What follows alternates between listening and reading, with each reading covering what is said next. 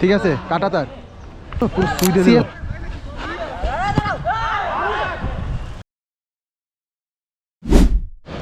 বলটা পড়ে দেওয়াতে এখন বলটা রেস্কিউ করার জন্য আমি যাচ্ছি গেরুয়া সাকিবকে নিয়ে আমাদের উড়োজাহাজে করে।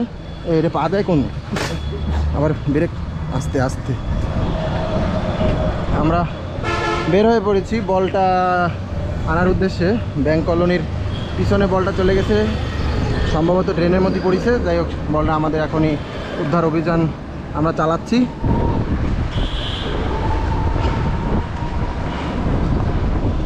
আসলে প্লেয়ার কম থাকার কারণে আজকের একটু ঝামেলা হয়ে গেছে, যে যার কারণে বল টল আর পিছনে যদি পড়ে যায় সেক্ষেত্রে আরও বেশি ঝামেলা হয়ে যায়, যে বলটা আনা এবং সময়ের যে একটা স্বল্পতা কাজ করে, এর জন্য আরও ডিস্টার্ব হয়ে যায়।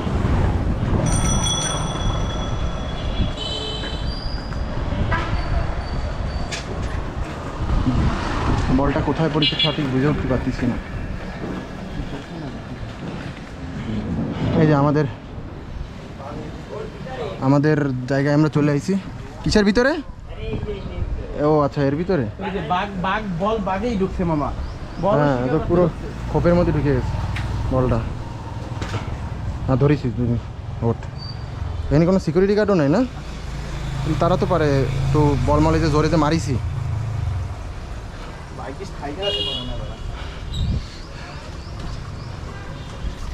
হ্যাঁ, ভালো হয়েছে লোকজন আসার আগে উঠেছিস, নাহলে আমাকে আর মান সম্মান ইজ্জত সম্মান সব খিচে যেত এমনি।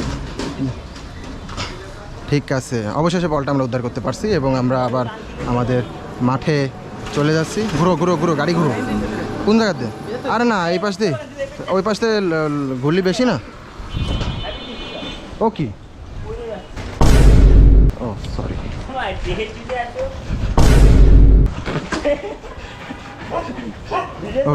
হয় যাই হোক, বল বল তুই।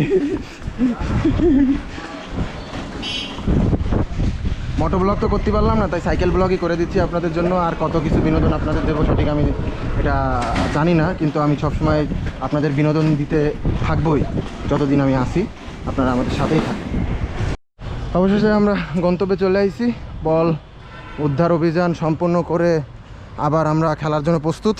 আসলে এই মাঠে খেলতে গেলে বাইরে আমাদের কোনো প্রোটেকশন নাই বলে এইভাবে করে বলগুলো, হ্যাঁ, পুরোপুরি স্ট্রাগলটা আমি আমার দর্শকদের দেখাইছি। আর তাদেরকে আমি বলেছি যে যেহেতু মোটো ব্লগ করার সামর্থ্য আমার নেই, তাই সাইকেল ব্লগ দিয়েই আপনাদের বিনোদন দেওয়ার চেষ্টা আমি করেছি। আসলে এই খেলার মাঠের সামনে যে মাঠে মূলত কোনো পিছনের দিকে আমাদের কোনো আগে কিছুদিন চটের বস্তা লাগানো ছিল, এখন সেটা নেই, সেটা উঠায় ফেলছে কর্তৃপক্ষ এখানের ব্যাংক কলোনির মাঠে, যেহেতু আমরা খেলি এইখানে। যাই হোক, আমরা আবার আমাদের খেলায় ফিরতেছি, আপনারা আমাদের সাথে থাকেন।